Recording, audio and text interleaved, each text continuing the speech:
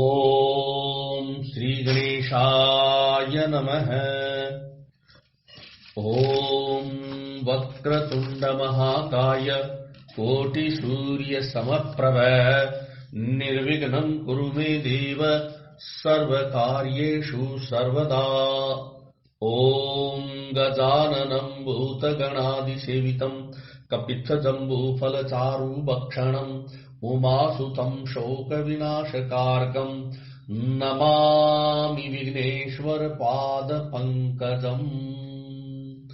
नमो देव्यै महादेव्यै शिवायै सततं नमः। नमः प्रकृत्यै भद्रायै नियता प्रणता स्मताम्। ओम गणेशाम्बिकाभ्यां नमः। मंगलं भगवान् विष्णु मंगलं गरुडध्वज मंगलं पुंडरीकाक्षो मंगलायतनो हरि। ओम हनुमाञ्जनी सुनुर्वायु पुत्रो महाबलः रामेष्ठः फाल्गुनसखः पिङ्गाक्षो अमित विक्रमः उद्धीकृष्णश्चैव सीताशोकविनाशनः लक्ष्मण प्राणदाता च दशग्रीवस्य दर्पाः द्वादशैतानि नामानि कपीन्द्रस्य महात्मनः। स्वापकाले प्रबोधे च यात्राकाले च य पठेत् तस्य सर्वभयं नास्ति रणे च विजयी भवेत्। नमस्तेस्तु महावीर नमस्ते वायुनंदन विलोक्य कृपयादित्यं त्राहि माम भक्तवत्सल। अनेनोपचार पूजनेन श्री मारुति नंदन हनुमान प्रियताम्। जय श्री राम। आपदाम हर्तारं दातारं सर्वसंपदां लोकाभिरामं श्रीरामं भूयो भूयो नमाम्यहम्। रामाय रामभद्राय रामचन्द्राय मानसे रघुनाथाय नाथाय सीताया पते नमः। नीलाम्बुज श्यामल कोमलांगं सीतासमारोपित वामभागं पाणौ महासायक चारुचापं नमामि रामं रघुवंशनाथम्। रामाय रामभद्राय रामचन्द्राय वेदसे रघुनाथाय नाथाय सीताया पते नमः। रामं रामानुजं सीतां भरतं भरतानुजं सुग्रीवं वायुसूनुं च प्रणमामि पुनः पुनः। वेद वेदे परे पुंसि जाते दशरथात्मजे वेदः प्राचेत सादासीत् साक्षात् रामायणात्मना। ओम षष्टितमः सर्ग है 66वां सर्ग। राजा जनक का विश्वामित्र और राम लक्ष्मण का सत्कार करके उन्हें अपने यहाँ रखे हुए धनुष का परिचय देना और धनुष चढ़ा देने पर श्री राम के साथ उनके ब्याह का निश्चय प्रकट करना। ततः प्रभाते विमले कृत्कृमा नराधिपः विश्वामित्रं महात्मान मानुजुहाव सराघवम्। तमर्चयित्वा धर्मात्मा शास्त्र दृष्टेन कर्मणा राघवौ च महात्मानो तदा वाक्यमुवाचः। तदनंतर दूसरे दिन निर्मल प्रभात काल आने पर धर्मात्मा राजा जनक ने अपना नित्य नियम पूरा करके श्री राम और लक्ष्मण सहित महात्मा विश्वामित्र जी को बुलाया और शास्त्रीय विधि के अनुसार मुनि तथा उन दोनों महामनस्वी राजकुमारों का पूजन करके इस प्रकार कहा। भगवन् स्वागतं तेस्तु किं करोमि तवानघ भवानाज्ञापयतु मामाज्ञापो भवताययम्। हे भगवान, आपका स्वागत है। हे निष्पाप महर्षि, आप मुझे आज्ञा दीजिए, मैं आपकी क्या सेवा करूं, क्योंकि मैं आपका आज्ञा पालक हूं। एवं मुक्त सधर्मात्मा जनकेन महात्मना प्रत्युवाच मुनि श्रेष्ठो वाक्यम वाक्य विशारदः। महात्मा जनक के ऐसा कहने पर बोलने में कुशल धर्मात्मा मुनि श्रेष्ठ विश्वामित्र ने उनसे यह बात कही। पुत्रो दशरथस्येम्यो क्षत्रियो लोक विश्रितो द्रष्टु कामौ धनु श्रेष्ठम यदि तत्त्वयि तिष्ठति। हे महाराज, राजा दशरथ के ये दोनों पुत्र विश्व विख्यात क्षत्रिय वीर हैं और आपके यहाँ जो यह श्रेष्ठ धनुष रखा हुआ है उसे देखने की इच्छा रखते हैं। एतद् दर्शय भद्रं ते कृतकामो नृपात्मजो दर्शनादस्य धनुषो यथेष्टं प्रतियास्यतः। आपका कल्याण हो, वह धनुष इन्हें दिखा दीजिए, इससे इनकी इच्छा पूरी हो जाएगी। फिर ये दोनों राजकुमार उस धनुष के दर्शन मात्र से संतुष्ट हो इच्छा अनुसार अपनी राजधानी को लौट जाएंगे। एवं मुक्तस्तु जनकः प्रत्युवाच महामुनिम् श्रूयतामस्य धनुषो यदर्थमिह तिष्ठति। मुनि के ऐसा कहने पर राजा जनक महामुनि विश्वामित्र से बोले, हे मुनिवर, इस धनुष का वृत्तांत सुनिए। जिस उद्देश्य से यह धनुष यहाँ रखा गया वह सब बताता हूँ। देवरात इति ख्यातो निमेर ज्येष्ठो महीपतिः न्यासोऽयं तस्य भगवन् हस्ते दत्तो महात्मनः। हे भगवान, निमि के ज्येष्ठ पुत्र राजा देवरात के नाम से विख्यात थे। उन्हीं महात्मा के हाथों में यह धनुष धरोहर के रूप में दिया गया था। दक्ष यज्ञवदे पूर्वं धनुरायम्य वीर्यवान् विध्वंस्य त्रिदशान् रोषान् सलीलमिदं ब्रवीत् यस्माद् भागार्थिनो भागं नाकल्पयत् मे सुराः वरांगानी महाराणी धनुषा शातयामि वै।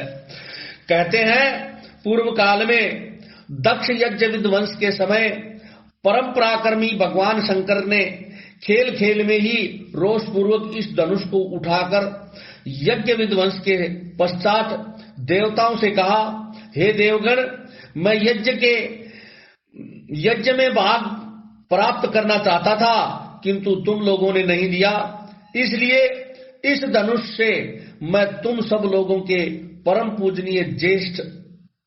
पूजनीय श्रेष्ठ अंग मस्तक काट डालूंगा। ततो विमनसः सर्वे देवा वै मुनि पुंगव प्रसादयन्त देवेशम तेषां प्रीतो भवः। हे मुनि श्रेष्ठ, यह सुनकर संपूर्ण देवता उदास हो गए और स्तुति के द्वारा देवादिदेव महादेव को प्रसन्न करने लगे। अंत में उन पर भगवान शिव प्रसन्न हो गए।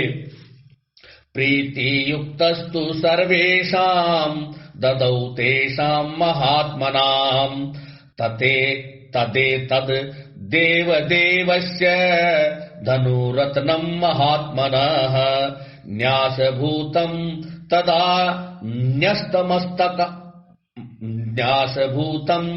तदा न्यस्तमस्माकं पूर्वजे विभौ। प्रसन्न होकर उन्होंने उन सब महामनस्वी देवताओं को यह धनुष अर्पण कर दिया। वही यह देवादिदेव महात्मा भगवान शंकर का धनुष रत्न है, जो मेरे पूर्वज महाराज देवराज के पास धरोहर के रूप में रखा गया था।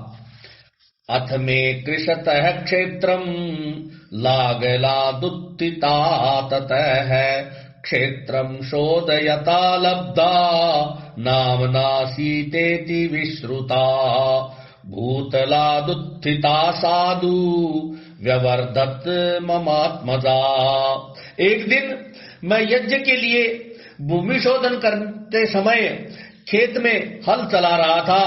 उसी समय हल के अग्रभाग से जोती गई भूमि अर्थात हराई या सीता से एक कन्या प्रकट हुई। सीता अथवा हल द्वारा खींची गई रेखा से उत्पन्न होने के कारण उसका नाम सीता रखा गया। पृथ्वी से प्रकट हुई वह मेरी कन्या क्रमशः बढ़कर श्यानी हुई है। वीर्य शुल्केति में कन्या स्थापितेय मयो निजा भूतलादुत्थितां तां तु धर्माणां ममात्मजाम् वारयामासुरागत्य राजानो मुनिपुंगव। अपनी इस अयोनिजा कन्या के विषय में मैंने यह निश्चय किया है कि जो अपने पराक्रम से इस धनुष को चढ़ा देगा, उसी के साथ मैं इस कन्या का ब्याह करूंगा। इस तरह है इसे वीर्य शुल्क अर्थात पराक्रम रूप शुल्क वाली बनाकर अपने घर में रख छोड़ा है। हे मुनि श्रेष्ठ, भूतल से प्रकट होकर दिनों दिन बढ़ने वाली मेरी पुत्री सीता को कई राजाओं ने यहाँ आकर मांगा है। तेषां वरयतां कन्यां सर्वेषां पृथ्वीक्षितां वीर्य शुल्केति भगवन् न ददामि सुतामहं। परंतु हे भगवान, कन्या का वर्ण करने वाले उन सभी राजाओं को मैंने यह बता दिया कि मेरी कन्या वीर्य शुल्का है, अर्थात उचित पराक्रम प्रकट करने पर ही कोई पुरुष उसके साथ विवाह करने का अधिकारी हो सकता है। यही कारण है कि मैंने आज तक किसी को अपनी कन्या नहीं दी है। ततः सर्वे नृपतयाः समेत्य मुनिपुंगव मिथिलामप्युपगम्य वीर्यं जिज्ञासवस्तदा। हे मुनि पुंगव, तब सभी राजा मिलकर मिथिला में आए और पूछने लगे कि तुम्हारी सीता को प्राप्त करने के लिए कौन सा पराक्रम निश्चित किया गया है। तेषां जिज्ञासमानानां शैवं धनुरुपायतं न शेकोर्ग्रहणे तस्य धनुस्तोलनेऽपि वा। मैंने पराक्रमी जिज्ञासा करने वाले उन राजाओं के सामने ये शिवजी का धनुष रख दिया, परंतु वे लोग इसे उठाने या हिलाने में भी समर्थ न हो सके। तेषां वीर्यवतां वीर्यमल्पं ज्ञात्वा महामुने प्रत्याख्याता नृपतयस्तन्निबोध तपोधन। हे महामने, उन पराक्रमी नरेशों की शक्ति बहुत थोड़ी जानकर मैंने उन्हें कन्या देने से इनकार कर दिया। हे तपोधन, इसके बाद जो घटना घटी उसे भी आप सुन लीजिए। ततः परम कोपेन राजानो मुनिपुंगव अरुंधन मिथिलां सर्वे वीर्य संदेहमागताः। हे मुनिवर, मेरे इनकार करने पर ये सब राजा अत्यंत कुपित हो उठे और अपने पराक्रम के विषय में संशय पन्न हो मिथिला को चारों ओर से घेर कर खड़े हो गए। आत्मानं वधूतं मे विज्ञाय नृपपुंगवाः रोषेण मैताविष्टाः पीडयन मिथिलाम पुरीम। मेरे द्वारा अपना तिरस्कार हुआ मानकर उन श्रेष्ठ नरेशों ने अत्यंत रुष्ट हो मिथिलापुरी को सब ओर से पीड़ा देना आरंभ कर दिया। ततः संवत्सरे पूर्णे क्षयं यातानि सर्वशः साधनानि मुनि श्रेष्ठ ततोहम वृष दुखित है। हे मुनि श्रेष्ठ, पूरे 1 वर्ष तक वे घेरा डाले रहे। इस बीच में युद्ध के सारे साधन क्षीण हो गए। इससे मुझे बड़ा दुख हुआ। ततो देव गणान सर्वांस्ततापस्साहं प्रसादयम् ददुश्च परम प्रीताश्च तुरंग बलम सुराः। तब मैंने तपस्या के द्वारा समस्त देवताओं को प्रसन्न करने की चेष्टा की। देवता बहुत प्रसन्न हुए और उन्होंने मुझे चतुरंगिणी सेना प्रदान की। ततो भग्ना नृपतयो हन्यमाना दिशो ययुः अवीर्या वीर्य संदिग्धाः सामात्या पापकारिणः। पापाचारी राजा जो बलहीन थे अथवा जिनके बलवान होने में संदेह था, मंत्रियों सहित भागकर विभिन्न दिशाओं में चले गए। तदेतन मुनि शार्दुल धनु परम भास्वरम राम लक्ष्मण योश्चापि दर्शयिष्यामि सुव्रत है। हे मुनि श्रेष्ठ, यही वह परम प्रकाशमान धनुष है, उत्तम व्रत का पालन करने वाले हे महर्षि, मैं उसे श्री राम और लक्ष्मण को भी दिखाऊंगा। यद्यस्य धनुषो राम कुर्यादारोपणम मुने सुताम योनिजा सीताम दद्याम दशरथेरहम। हे मुने, यदि श्री राम इस धनुष की प्रत्यंचा चढ़ा दे तो मैं अपनी अयोनिजा कन्या सीता को इन दशरथ कुमार के हाथ में दे दूं। इत्यार्षे श्रीमद् रामायणे वाल्मीकि आदि काव्ये बालकांडे 66तम सर्ग है। इस प्रकार श्री वाल्मीकि निर्मित आर्ष रामायण आदि काव्य के बालकांड में 66वां सर्ग पूरा हुआ। सप्तषष्टितम सर्ग है। 67वां सर्ग श्री राम के द्वारा धनुर्भंग तथा राजा जनक का विश्वामित्र की आज्ञा से राजा दशरथ को बुलाने के लिए मंत्रियों को भेजना। जनकस्य वचः श्रुत्वा विश्वामित्रो महामुनिः धनुर्दर्शय रामाय इति होवाच पार्थिवम्। जनक की यह बात सुनकर महामुनि विश्वामित्र बोले, हे राजन, आप श्री राम को अपना धनुष दिखाइए। ततः स राजा जनकः सचिवान व्यादिदेशः धनुरानीयताम् दिव्यम् गंधमाल्यानुलेपितम्। तब राजा जनक ने मंत्रियों को आज्ञा दी, चंदन और मालाओं से सुशोभित वह दिव्य धनुष यहाँ ले आओ। जनकेन समादिष्टाः सचिवाः परविशन् पुरम् तद्धनुः पुरतः कृत्वा निर्जगमुर्मितोज्जसः। राजा जनक की आज्ञा पाकर वे अमित तेजस्वी मंत्री नगर में गए और उस धनुष को आगे करके पुरी से बाहर निकले।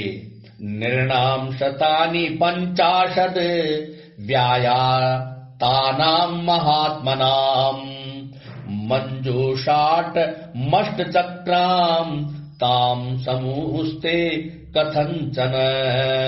वह धनुष 8 पहियों वाली लोहे की बहुत बड़ी संदूक में रखा गया था। उसे मोटे ताजे 5000 महामनस्वी वीर किसी तरह लेकर वहां तक ला सके। तामादाय सुमंजूषा मायसे यत्र तद्धनुः सुरोपमं ते जनकमुचूर नृपति मंत्रिणः। लोहे की वह संदूक जिसमें धनुष रखा हुआ था लाकर उन मंत्रियों ने देवोपम राजा जनक से कहा, इदं धनुर्वरं राजन् पूजितं सर्वराजभिः मिथिलादिप राजेंद्र दर्शनीयम यदिच्छसि। हे राजन, हे मिथिलापते, हे राजेंद्र, यह समस्त राजाओं द्वारा सम्मानित श्रेष्ठ धनुष है। यदि आप इन दोनों राजकुमारों को दिखाना चाहते हैं तो दिखाइए। तेषां नृपो वचः श्रुत्वा कृतांजलिर्वाहतः विश्वामित्रं महात्मानं तावुभो राम लक्ष्मणौ। उनकी बात सुनकर राजा जनक ने हाथ जोड़कर महात्मा विश्वामित्र तथा दोनों भाई श्री राम और लक्ष्मण से कहा, इदं धनुर्वरं ब्रह्मन् जनकैर्भि पूजितं राजभिश्च महावीर्यर शक्तै पूरितं तदा। हे ब्रह्मन, यही वह श्रेष्ठ धनुष है जिसका जनक वंशी नरेशों ने सदा ही पूजन किया है, तथा जो इसे उठाने में समर्थ न हो सके उन महापराक्रमी नरेशों ने भी इसका पूर्व काल में सम्मान किया है। नैनत सुरगणा सर्वे सासुरा न च राक्षसाः गंधर्व यक्ष परवराः सकिन्नर महोरगाः। इसे समस्त देवता, असुर, राक्षस, गंधर्व, बड़े बड़े यक्ष, किन्नर और महानाग भी नहीं चढ़ा सके हैं। क्व गतिर्मानुषाणां च धनुषोस्य प्रपूरणे आरोपणे समायोगे वेपने तोलने तथा। फिर यह धनुष को खींचने, चढ़ाने, इस बाण पर संधान करने, इसकी प्रत्यंचा पर टंकार देने तथा इसे उठाकर इधर उधर हिलाने में मनुष्यों की कहाँ शक्ति है। तते तद धनुषां श्रेष्ठां अनीतं मुनिपुंगव दर्शयति तन्महाभाग अनयो राजपुत्रयो। हे मुनि परवर, यह श्रेष्ठ धनुष यहाँ लाया गया है। हे महाभाग, आप इसे इन दोनों राजकुमारों को दिखाइए। विश्वामित्रः स रामस्तु श्रुत्वा जनक भाषितम् वत्स राम धनु पश्य इति राघवमं ब्रवीत। श्री राम सहित विश्वामित्र ने जनक का वह कथन सुनकर रघुनंदन से कहा, हे वत्स राम, इस धनुष को देखो। महर्षेर वचनाद रामो यत्र तिष्ठति तद्धनु मंजूखां ताम पावृत्य दृष्ट्वा धनुर्था ब्रवीत।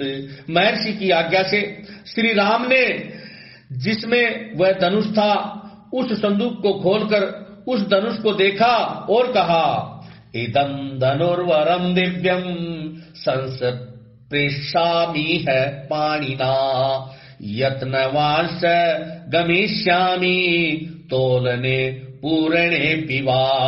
अच्छा, अब मैं इस दिव्य एवं श्रेष्ठ धनुष में हाथ लगाता हूँ। मैं इसे उठाने और चढ़ाने का भी प्रयत्न करूंगा।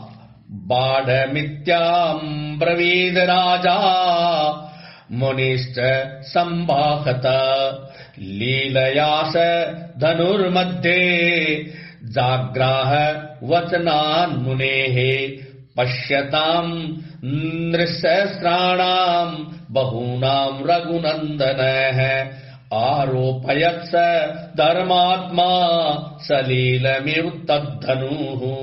तब राजा और मुनि ने एक स्वर में कहा, हाँ, ऐसा ही करो। मुनि की आज्ञा से रघुकुल नंदन धर्मात्मा श्री राम ने उस धनुष को बीच से पकड़कर लीला पूर्वक उठा लिया और खेल सा करते हुए उस पर प्रत्यंचा चढ़ा दी। उस समय कई हजार मनुष्यों की दृष्टि उन पर लगी हुई थी।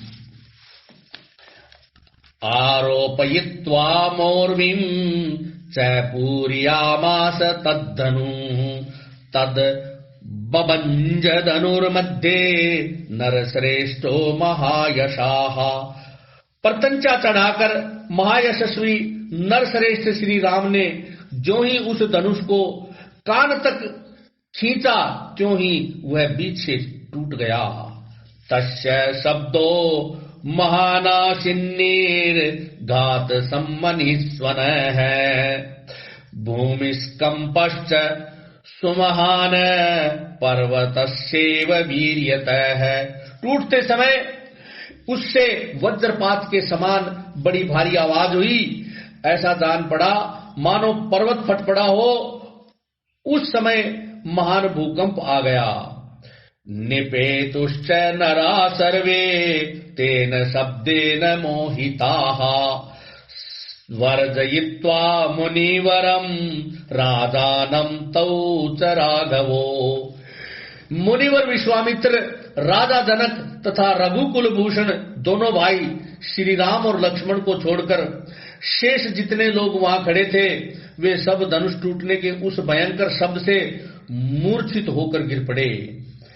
प्रत्याश्वस्ते जने तस्मिन् राजा विगत साध्वसः उवाच प्राञ्जलिर् वाक्यम् वाक्याज्ञो मुनिपुंगवम्। थोड़ी देर में जब सबको चेत हुआ तब निर्भय हुए राजा जनक ने जो बोलने में कुशल और वाक्य के मर्म को समझने वाले थे हाथ जोड़कर मुनि विश्वामित्र से कहा, भगवन् दृष्ट वीर्यो में रामो दशरथात्मजः है अत्यद्भुत मचिन्त्यं च अतर्कितमिदं मया। हे भगवान, मैंने दशरथ नंदन श्री राम का पराक्रम आज अपनी आंखों से देख लिया।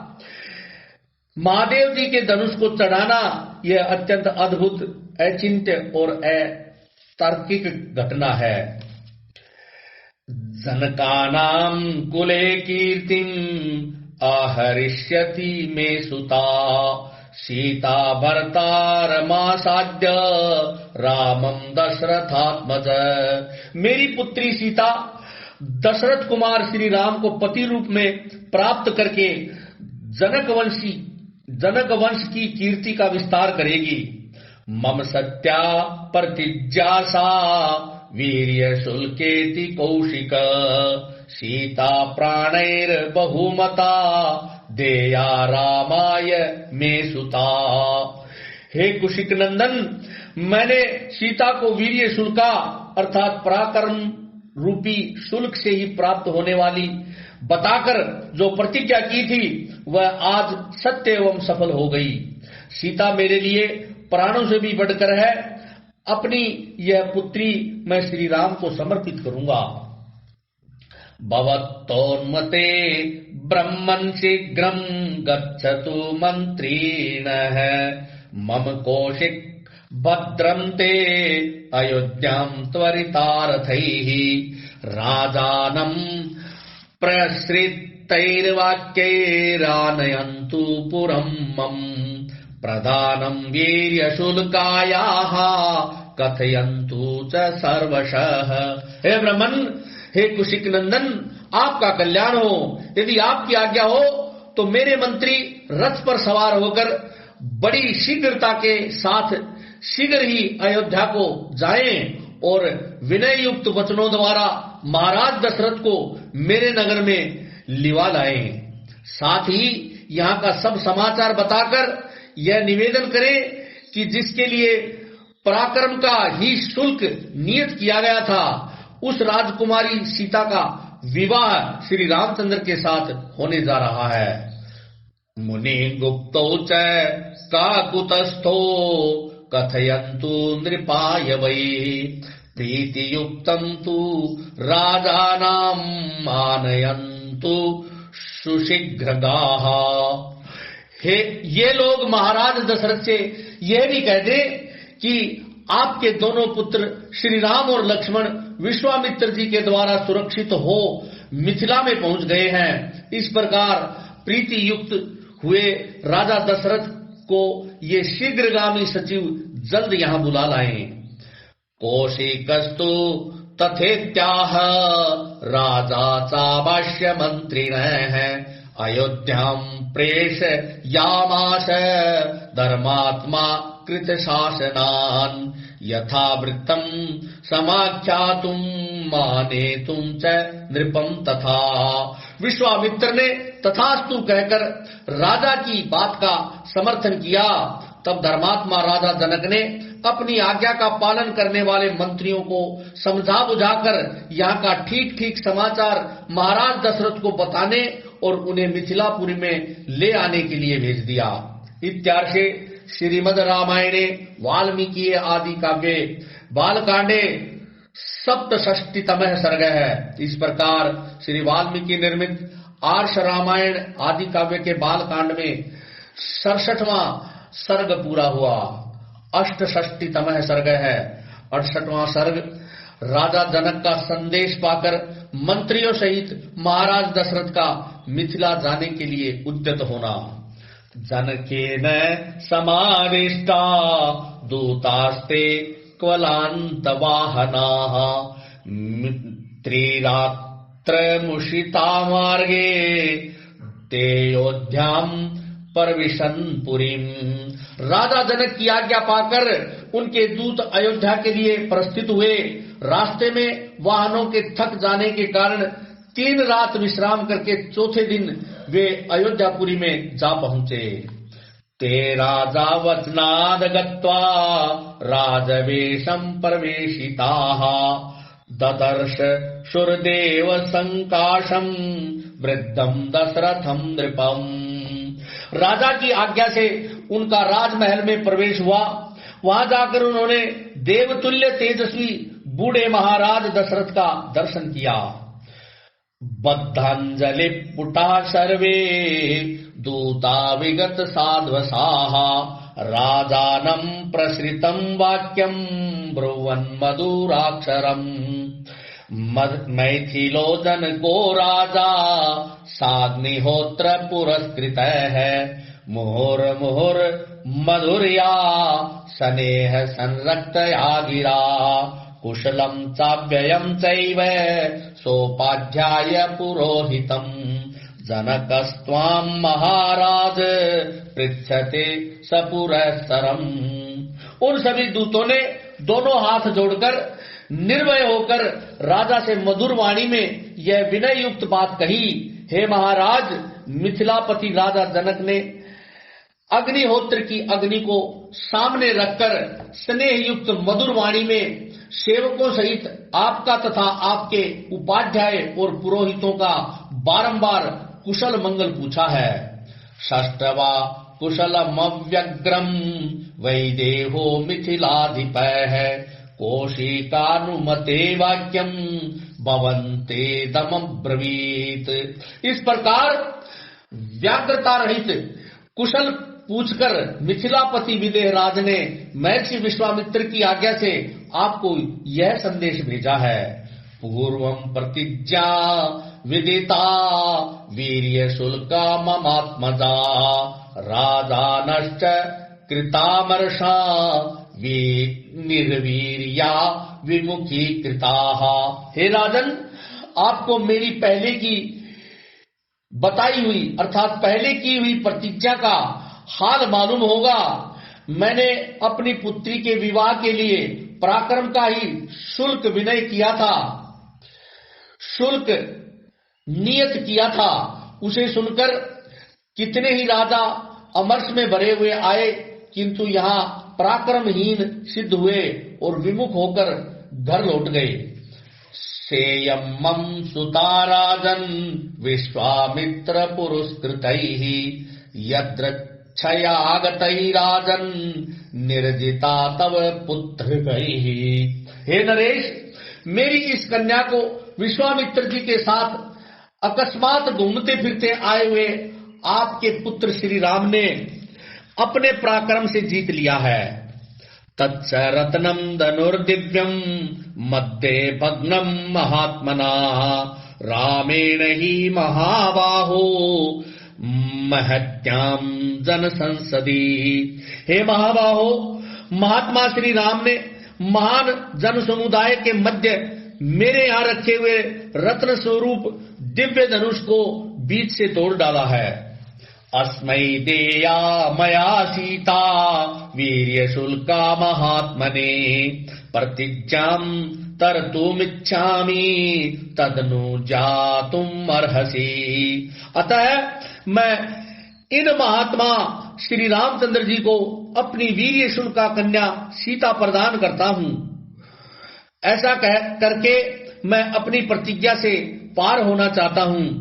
आप इसके लिए मुझे आज्ञा देने की कृपा करें। सोपाध्यायो महाराज पुरोहित पुरस्कृत है शीघ्रमागच्छ भद्रं ते द्रष्टुमर्हसि राघवौ। हे महाराज, आप अपने गुरु एवं पुरोहित के साथ यहाँ शीघ्र पधारें और अपने दोनों पुत्र रघुकुल भूषण श्री राम और लक्ष्मण को देखें। आपका भला हो। प्रतिज्ञां मम राजेंद्र निर्वर्तयितुमर्हसि पुत्रयोरुभयोरेव प्रीतिं त्वमुपलपश्यसि। हे राजेंद्र, यहाँ पधार कर आप मेरी प्रतिज्ञा पूर्ण करें। यहाँ आने से आपको अपने दोनों पुत्रों के विवाह जनित आनंद की प्राप्ति होगी। एवं विदेहादि पतिर्मधुरम वाक्यम ब्रवीत विश्वामित्राभ्य अनुजात है शतानंदमते स्थित है। हे राजन, इस तरह विदेहराज ने आपके पास यह मधुर संदेश भेजा था। इसके लिए उन्हें विश्वामित्र जी की आज्ञा और शतानंद जी की सम्मति भी प्राप्त हुई है। दूत वाक्यम तु तत्श्रुत्वा राजा परम हर्षितः वसिष्ठं वामदेवं च मंत्रिणश्चैवमब्रवीत्। संदेशवाहक मंत्रियों का यह वचन सुनकर राजा दशरथ बड़े प्रसन्न हुए। उन्होंने महर्षि वशिष्ठ, वामदेव तथा अन्य मंत्रियों से कहा, गुप्त कुशिक पुत्रेण कौसल्यानंदन वर्धन लक्ष्मणेन स भ्रात्रा विधेहेषु वसतस्यौ। कुशिक नंदन विश्वामित्र से सुरक्षित हो कौशल्या का आनंद वर्धन करने वाले श्री राम अपने छोटे भाई लक्ष्मण के साथ विदेह देश में निवास करते हैं। दृष्टवीर्यस्तु काकुतस्थो जनकेन महात्मना संप्रादानम सुतायास्तु राघवे कर्तुमिच्छति। वहां महात्मा राजा जनक ने ककुतस्थ कुलभूषण श्री राम के पराक्रम को प्रत्यक्ष देखा है, इसलिए वे अपनी पुत्री सीता का विवाह रघुकुल रत्न राम के साथ करना चाहते हैं। यदि वो रोचते वृत्तम जनकस्य महात्मनः पुरीं गच्छामहे शीघ्रं मा भूतकालस्य पर्ययः। यदि आप लोगों की रुचि एवं सम्मति हो तो हम लोग शीघ्र ही महात्मा जनक की मिथिलापुरी को चलें, इसमें विलंब न हो। मंत्रिणो बाणमित्याहु सह सर्व मर्हषिभिः सर्व हर महर्षिभिः मंत्रिणो बाणमित्याहु सह सर्वैर्महर्षिभिः सुप्रीतिश्चाब्रवीद राजा शवो यात्रेति च मंत्रिणः। यह सुनकर समस्त महर्षियों सहित मंत्रियों ने बहुत अच्छा है यह कहकर एक स्वर में चलने की सम्मति दी। राजा बड़े प्रसन्न हुए और मंत्रियों से बोले, कल सवेरे ही यात्रा कर देनी चाहिए।